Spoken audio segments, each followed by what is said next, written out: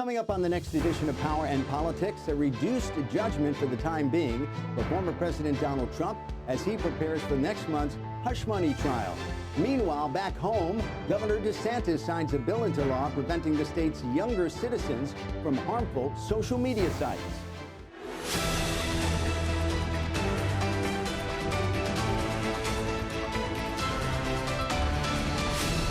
Hello and welcome to another edition of Power and Politics. I'm your host, Frank Cipolla. Power and Politics is a weekly, unbiased look at the top stories affecting the state, with a special emphasis on the psychology behind the decisions and issues that affect our lives. We want to take a moment to say hello to our many viewers watching, as they do every week, on stations throughout the state, including stations in Orlando, Pensacola, Jacksonville, Tampa, Panama City, and elsewhere. I am joined today, as I am every week, by my co-host, Emmy Award-winning political psychologist, Dr. Bart Rossi. Doctor, welcome. Great to be here again, Frank.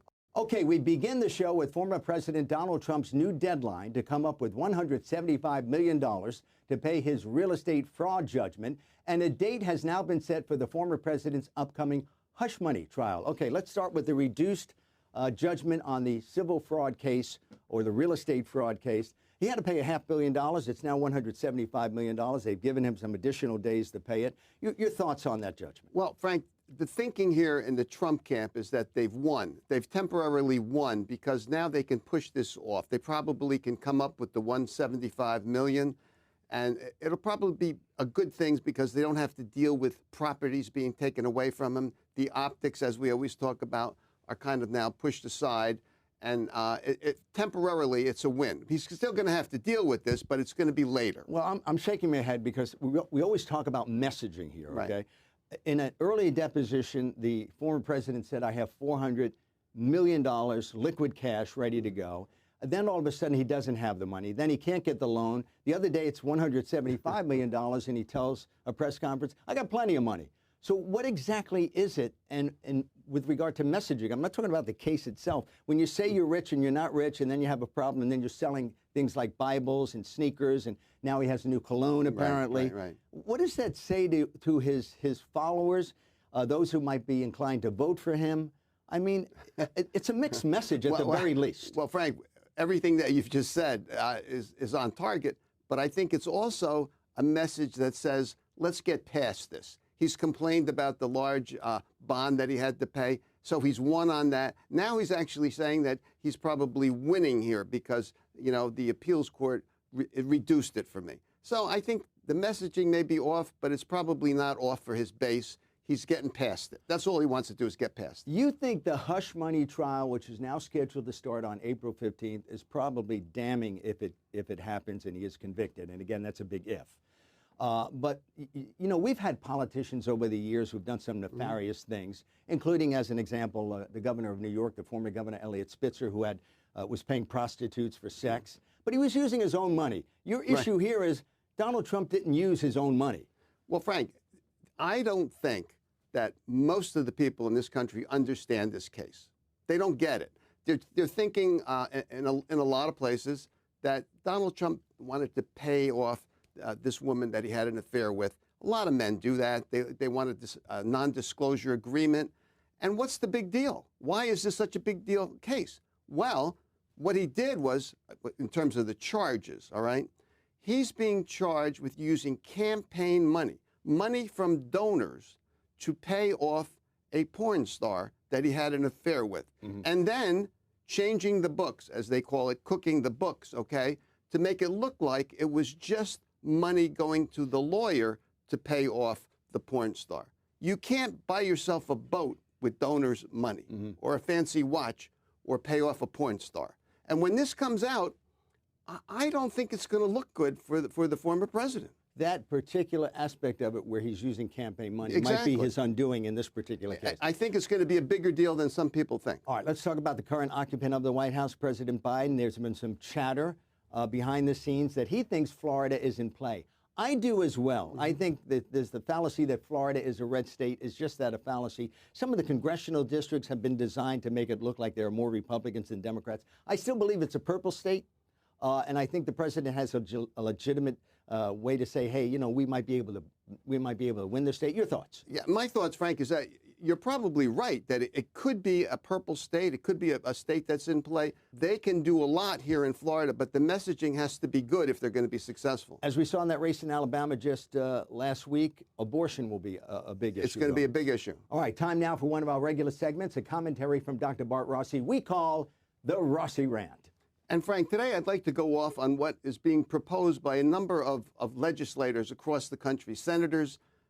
Basically, what they're trying to do is say that health care should be reduced when it comes to cost. The cost of health care is too great. So what we need to do is to cut corners and not cover certain features like mental health or certain services to women. Therefore, the cost of the program will come down. My view is that this is a terrible idea. We need more mental health services, not less. And we need more coverage for health care, not less. And this seems like it's another political stunt to me to enable the insurance companies to make more money. We need health care that's linked to politics, where we have in our school systems, we have mental health in the middle schools and the high schools. We have programs. We need action. We don't need reduction. We do not need services to be reduced. Said like a real psychologist. Yes. Thank you. All right, coming up, Governor DeSantis makes social media more restrictive for children in the state. And will an abortion measure be on the November ballot in Florida when Power and Politics continues?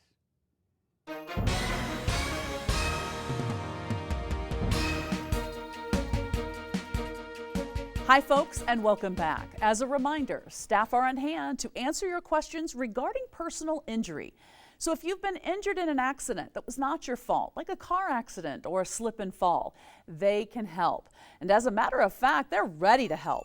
So pick up that phone and call the number right now on your screen. Find out if you have a case and how much it's potentially worth. Now, we have a question submitted by Ramon. So Ramon, what's your question? Hi, my name is Ramon. My question is, once I sign up with your firm, how quickly do you guys get to work on my case? Ramon, that's a great question. And I checked with our team and they say right away. They said that once you call in, you receive your free consultation and the firm sees that this is a case that they can help you with, then they send over the paperwork and start working in your case immediately. Now, the best part is that you can do everything right there over the phone. You can do it by email if you wish, text message. So you can rest easy knowing that there's someone on your side looking out for you. And if you prefer to meet in person, you can come into the office or we can have someone come out to your house, maybe meet you at a coffee shop. Although I think most people nowadays prefer to do things over the phone. It's very fast, it's very easy, and it's really all about you. That's why staff are available for you right now, because this is done on your terms. So if you've been injured in an accident and you're sitting there on the couch, maybe still in the hospital bed from your accident, and you have a lot of questions, more importantly, you deserve compensation. So take that first step. Call the number on your screen, and in 2 easy steps, you're going to find out if you have a case and how much your case is potentially worth. Excellent. Thank you, Mitch. Well, you heard it, folks. The call is confidential and the consultation is free. So you have nothing to lose by taking a few minutes of your time to find out if you have a case and how much it could be worth. Welcome back to Power and Politics. I'm Frank Cipolla, joined by political psychologist Dr. Bart Rossi. Florida Governor Ron DeSantis has signed into law a bill that bans children under the age of 14 from accessing certain social media sites, which will now require as well age verification and parental consent. This would ban any kid under the age of 14 from going on some of these addictive social media sites. Your thoughts? My thoughts, Frank, that I'm a little bit perplexed by this. Is this kind of a political stunt? I mean, they have some real numbers, behind this legislation. But my thinking is, what about more programming in the schools? What about parental rights? What about families being more involved and helping kids make sure that they don't use social media in a negative way? What about enforcement? What about enforcement? Well, how are you going to enforce this, and how does it all work? It just seems to me like, it's more government at a time when we should really be focused on family and schools and educating kids better when it comes to social media. I'm a little bit perplexed by this. I'm not sure the law is going to make much of a difference, but I wonder if it's more political on one side than sense on the other, The Florida State Supreme Court is also looking at the abortion initiative, specifically the way in which it is written. It can be on the ballot in November, but they have to give their okay. I've read it. It's pretty straightforward. Right. Let's go two ways. Let's say the state Supreme Court says this abortion initiative, which a lot of people support, Republican and Democrat in Florida support this, is not on the ballot. What does that say if it doesn't happen to be on the ballot this year? Well, you know, Frank, that's interesting psychology here. If it's not on the ballot, there are a lot of people that are going to be angry. And we're talking about Republicans, Independents, and Democrats. It's overwhelmingly supported by people in both It's going those to be parties. very frustrating, and again, the optics are not going to look good. Why is it not on? Why can't people vote on this? They've done it in other states. Why not Florida? That doesn't ring very well to me. So I think that a little bit of a conflict here, as they say in psychology, you know, for the Supreme Court on this one. I'm sure there's a German word for that you can't think of right now, but it's a conflict. All right, well, let's talk about if it's on the ballot, okay? My thought is it certainly will get more women to the polls. Right. If they have the opportunity to say that the current laws are too restrictive and they want the power over their own bodies, which, again, it is supported fairly overwhelmingly in the Republican and Democratic parties in the state and in the nation. So if it's on the ballot, do you see a larger turnout, and is that better for President Biden or former President Trump in the election? Well, the way this psychology is playing out, it'll definitely be better for Democrats. It'll play out that more people will probably come out. You're going to have more women and more women organizations out there.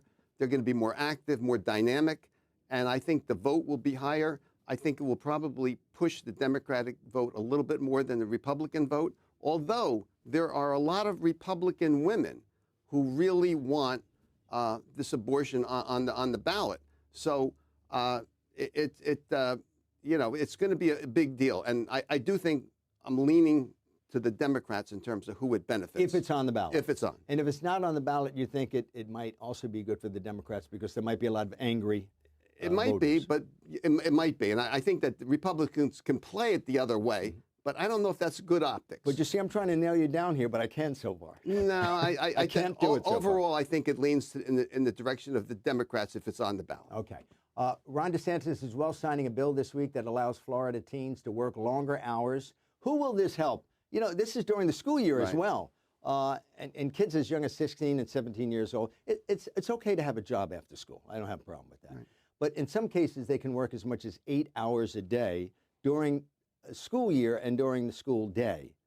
Your thoughts on that? You're a psychologist. You get into the minds of young women and men. Tell me. Is this a law in search of meaning? I mean, what? In search of a problem? Is that what Yeah, you're saying? in search of a problem or real meaning. I mean, again, what about just having it up to the parents to decide? Well, I mean, do we really have to You decide? bring up a very good point. I mean, I was having lunch with the bride the other day where we live, and a gentleman was next to me just talking about how Florida is the freedom state. More power to him. But I'm thinking to myself as he's chatting about this, freedom for whom? For who Yeah, exactly? right. Women have now more restrictive abortion rights. Parental rights are being taken away in some way, shape, or form.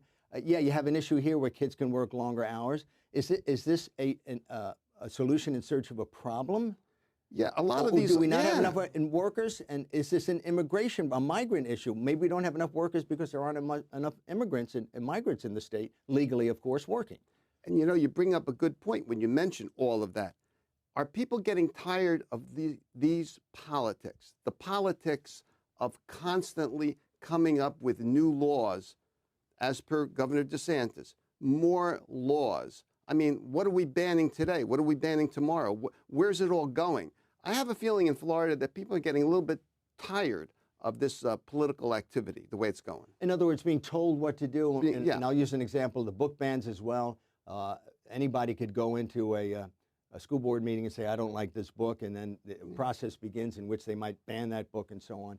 Again, this gentleman at the bar, and very nice man, I talk to everybody. I don't have a problem with anybody. But he kept saying this is the freedom state, and I'm wondering in my head, if it's free, why can't we read this book and that book? If the vast majority of people say the book is okay, and then two people come to a school board meeting and say it's not, why should the minority be dictating to the majority with regard to that? Who determines what's freedom? Exactly. And what we've talked for the last 4 weeks about, you know, this whole deal with religious people going into the schools to help kids. Allow chaplains in schools why, is what you're referring Why to. is that law coming up?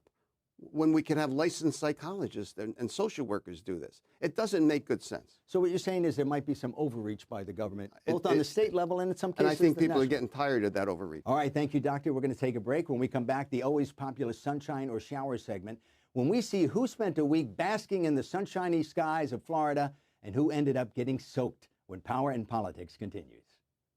Welcome back to Power and Politics. As you know, the weather can change in a moment in Florida, so every week we span the state to find out who enjoyed the warm rays of sunshine and who got caught in the rain. It's time now for the always popular segment, Sunshine or Showers. Okay, sunshine for you, Doctor. Who's in the sunshine? I would say not only sunshine, Frank, but very bright sunshine for Osceola County here in Florida, central part of the state.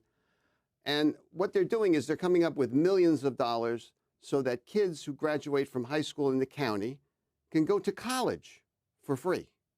That is the college, Valencia College, which is nearby in Osceola County, and also the tech school. They can go to college for free. They're coming up with the money to make this happen, so kids who are doing well in high school, they might not have the funds to go somewhere else, but they can go and start their college education and get in for free. It just means a more educated workforce. If they stay within that county. It's a or the better state. county. Yeah. It's a better America if more people would think like this, to me. This is the way to go, and not to have $40,000, $50,000, $100,000 a year, fees to go to college. It seems like we're getting out of hand, and this is going in the right direction. A lot of sunshine for Osceola County. Okay, good for you. And how about you? Now, almost forgot to can ask you me. can you match that one? Can you match that one? I'm going to put the Democratic State Chair Nikki Fried in the sunshine this week, and I'll tell you why. She understands that it's an uphill battle based on the last couple of elections, and she wants to get the Democratic Party more involved in state politics. She's starting to clean house, specifically in Palm Beach County, although there's been some pushback.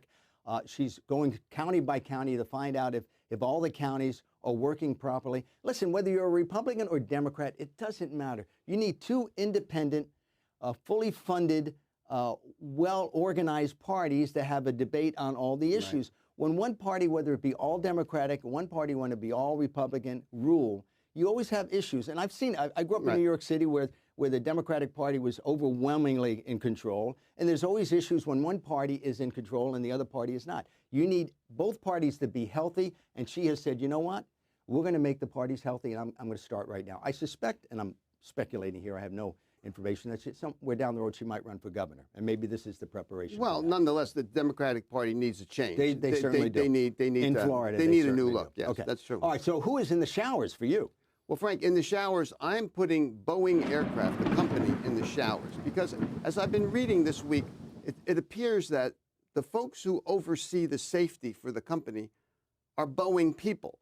Boeing oversees itself when it comes to safety features, when it comes to the aircraft. They self-regulate. They self-regulate. And basically, the government is not that involved in the safety of these aircraft carriers. I mean, it just doesn't make a lot of sense. And so what I'm thinking of is not necessarily more government, but what about Boeing spending all this money to have independent folks come in and take a look at their safety? They could pay for it. We don't have to have more government. But for them to regulate themselves doesn't make a lot of sense to me. Sort of a backstop for them. Yeah. All right. Okay, showers for you, Frank. What do you have? I'm going to put the great state of California in the showers this week, and I'll tell you why. Listen, I just said a moment ago, it's good to have healthy party, healthy discourse.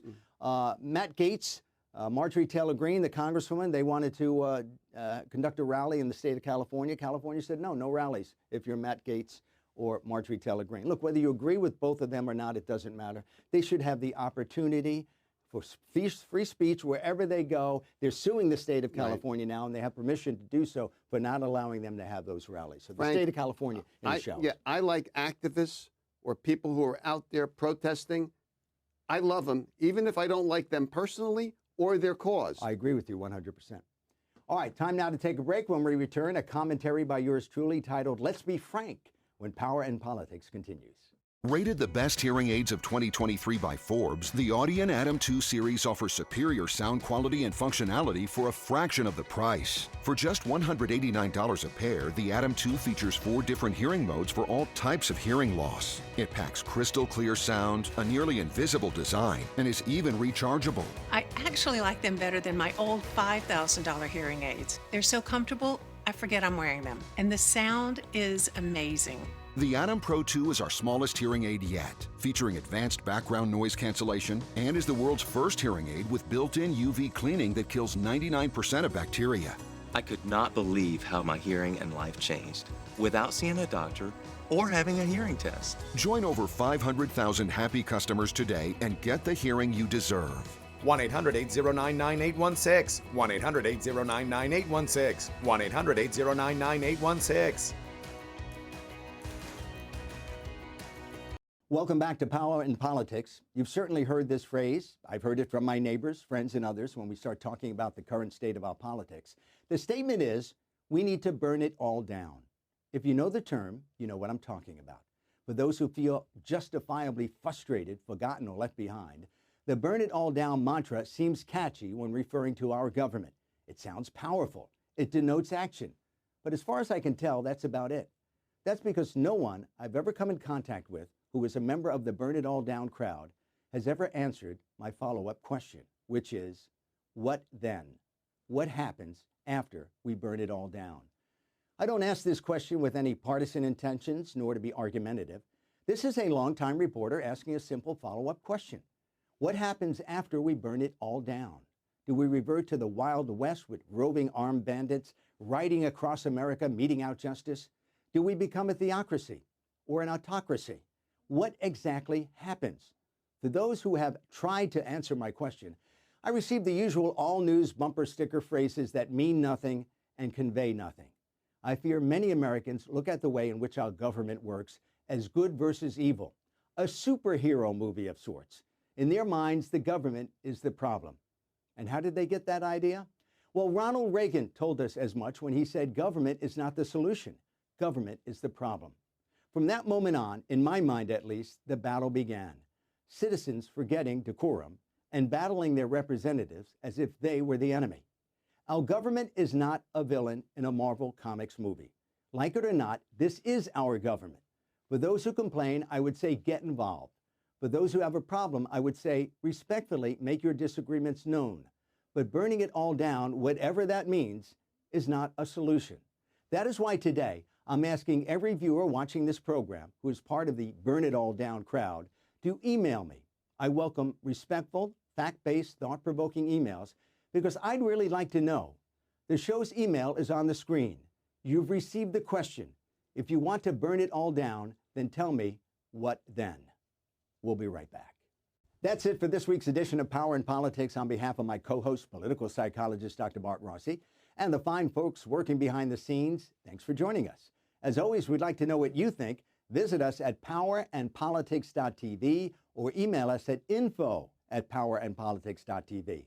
We'll see you again a week from now at this time on this same station. Have a great week.